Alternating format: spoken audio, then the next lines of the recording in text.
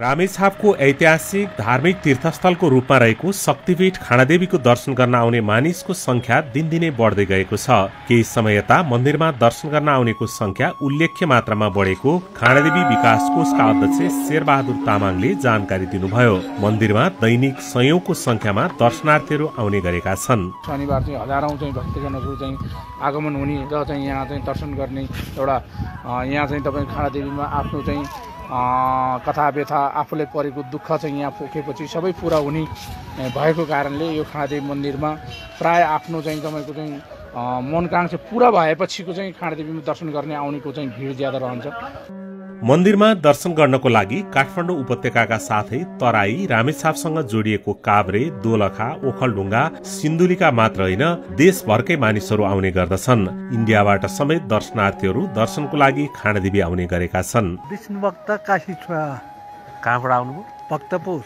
के गरी थाहा पाउनुभयो यो खाँडादेवीको बारेमा? हजुर सबैमा आएछ नि, समाचारमा पनि आएछ, यताउति गाडीमा पनि लेखा हुन्छ खाँडादेवी भनेर। त्यो सुनेर आउनुभयो? कस्तो लाग्यो यहाँ आइपुग्दा? रमाइलो लाग्यो। रमाइलो छ। के माग्न आउनुभयो? प्राय देवी देवताको थानमा माग्न गइन्छ भन्छन् हैन? आउनु आस्था हो। आस्था यही माग्छु भन्ने चाहिँ छैन। त्यस्तो छैन। हस् हस् ल। आमा पनि उहीबाट आउनु भयो हो? भक्तपुरबाटै? ए अनि कति घन्टा लाग्यो आइपुग्दा?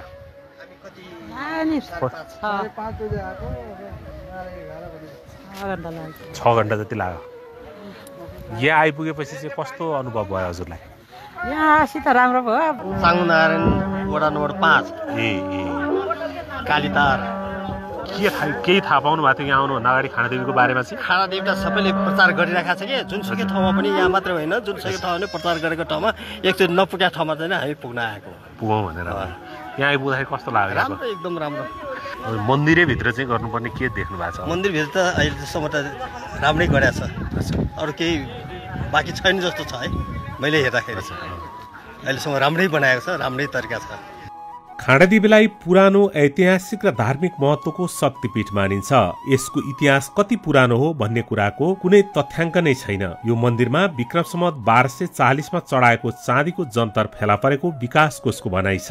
तथापि त्यसको पुरातात्विक पुष्टि हुन भने बाँकी छ। विक्रम सम्वत 1573 मा मन्दिरमा चढाएको घण्टा सुरक्षित रूपमा रहेको छ। पछिल्लो पटक 1515 माघ 15 गते खाँडादेवीको शिला फेला परेको भन्ने भनाइ रहँदै आएको छ। तर विक्रम 1240 मा चढाएको चाँदीको जन्तर फेला पर्नुले यसको इतिहास निकै पुरानो रहेको अनुमान गर्न सकिन्छ।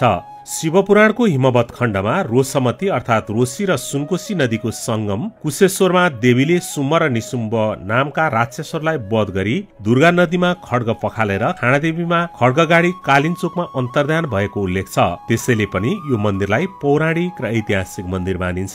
नेपाल एकीकरणको समयमा पृथ्वीनारायण शाहले पूर्वी किल्लालाई बलियो बनाउन सिन्धुली गढीपछि खाँडादेवी, चिसापानी र तिल्केस्थान लगायतका गढीहरूमा सहायक गढी बनाई किल्ला बनाएर लडाईँ जित्न पृथ्वीनारायण शाहले खाँडादेवीसँग आशीर्वाद लिएको जनश्रुति छ।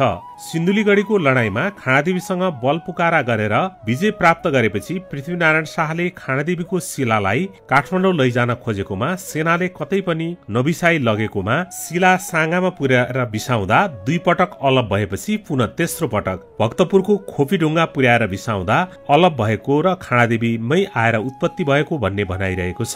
शिला लैजान नसकेपछि पृथ्वीनारायण शाहले खाँडादेवीको कमला माईलाई परेवा, मंगला देवीलाई भाले, भैरवी देवीलाई राँगा र खाँडादेवीलाई हाँस र बोका बलि दिनु भनी आदेश दिई पूजा चलाएको भनाइ छ।